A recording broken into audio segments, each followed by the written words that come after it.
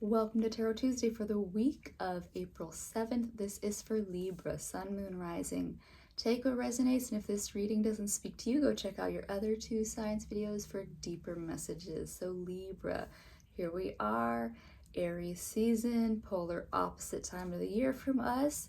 It is beautiful to see the spring versus the fall in that energy of this transition moment for the world. But on that, we're also meeting it with a stellium this week. By the next time we meet, we will be in a full Aries stellium. So we have the sun, obviously, we have Mars, its ruling planet, moving into Aries on the 9th. And then by the next time we meet, we will have Mercury moving into Aries as well. So fiery communication, action, and this is just the energy that we're living in. So Libra, just be aware that, if you aren't feeling necessarily yourself, it's because, we are in the polar opposite time from us.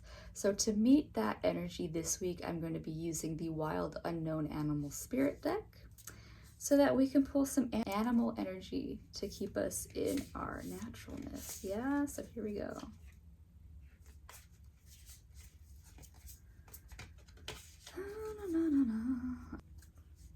All right, here we go.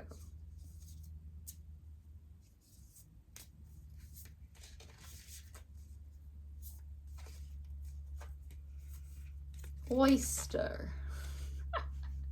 Here we are, Libra. We are in our shell.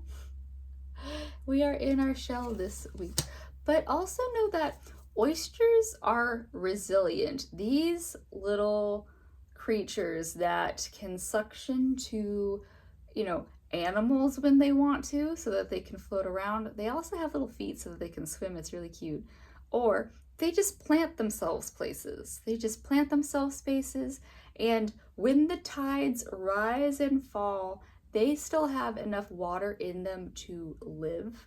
They also have the ability to withstand the crashing waves wherever they land themselves. So Libra, this week is about that adaptability that we're good at and being absolutely flexible with the changing environments, because that's been a theme, is that this year of the horse, fucking Aries season, there's a lot of faster movement at this time, and so we just want to be able to adapt to all that we might encounter right now.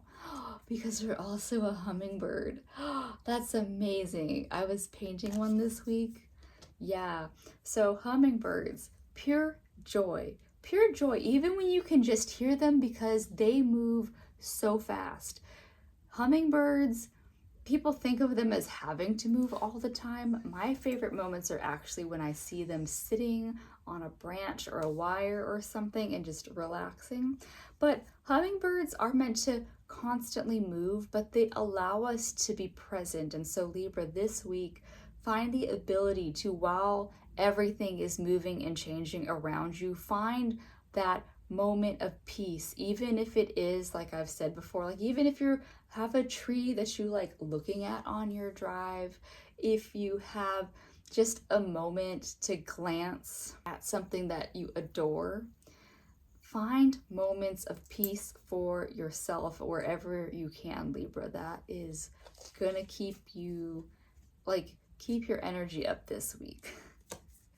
Because we're ending it with the turtle, which is also, the turtle, like the oyster, has got its home on its back. So Libra, a thing that I've actually been telling people is to have a go bag with you.